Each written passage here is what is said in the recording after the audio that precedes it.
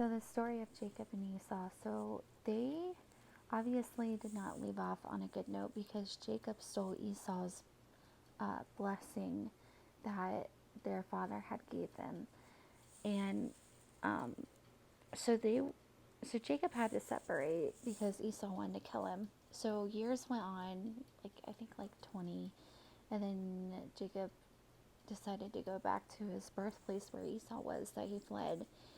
And on the journey, um, he sent ahead some servants to tell Esau and warn them that he was coming. And the servants came back and said Esau is coming with like I think like 400 men.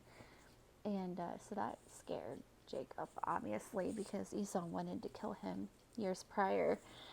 So again, Jacob sent forth a bunch of gifts, cattle and such, for his brother to kind of like smoothen everything, and as a way probably of asking for forgiveness. So I don't know if you have any strife with your siblings or if you have an enemy.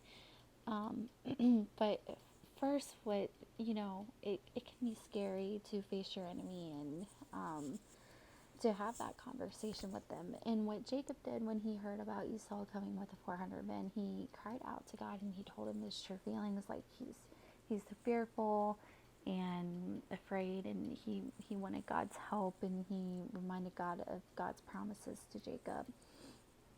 And so I think the first thing that we do when we have an enemy that we know we have wronged, because Jacob tricked his father into giving him Esau's blessing.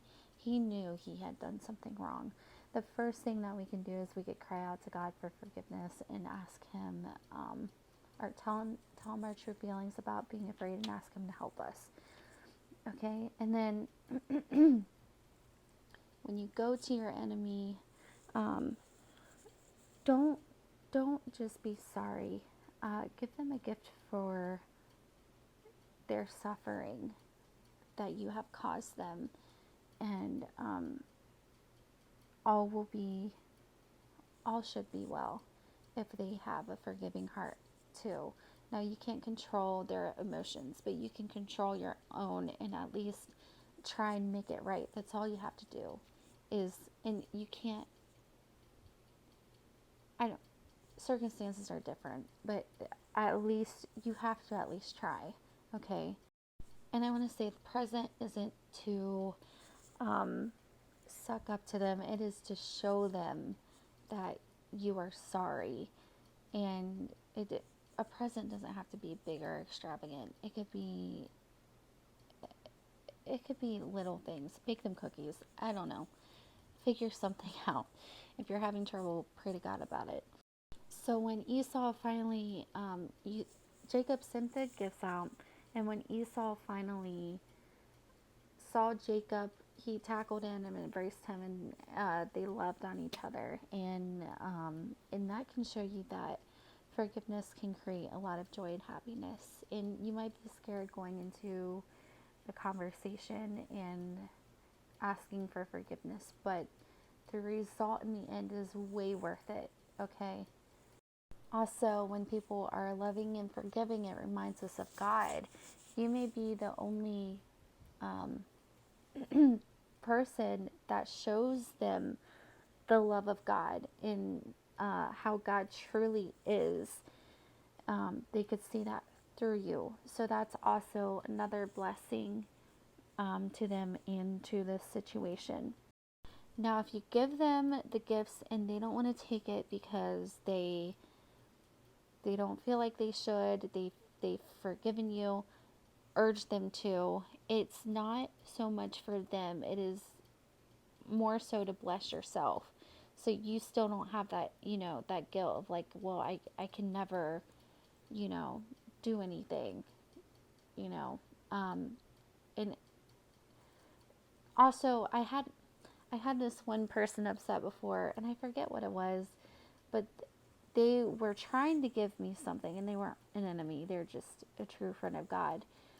And I kept saying, no, no, no. But they looked at me straight in the eye, and they're like, don't take away my blessing. And I took it. She meant business. Yes, it blesses people when they bless others. So um, maybe tell them that, like, no, don't take away my blessing. You take this. I will be glad and very blessed in it. Your gift can also be like a poem or a drawing. It doesn't have to be expensive. A gift of some sort to show them that you really are sorry and you mean you mean well with them now, and it's so important to not leave things as they were because you harbor so many emotions over that. And I bet for those 20 years Jacob was scared and worried about Esau and constantly thinking about him and the wrong he had caused him. And when you ask for forgiveness and people forgive you, or if you at least try and they don't forgive you, you at least have peace in your heart and mind that you actually did something about it. I think it's so very important. Don't leave things just as they are. And if someone doesn't accept, uh, doesn't forgive you, just keep praying to God about it. That's all you can do after that is give it to God and move on with your life. And hopefully one day that person can find it in their heart to forgive you. But you need to make the steps and you need to make it right. It's very important for your soul. Anyways, that's all I have for today. God bless you, and I'll see you guys soon.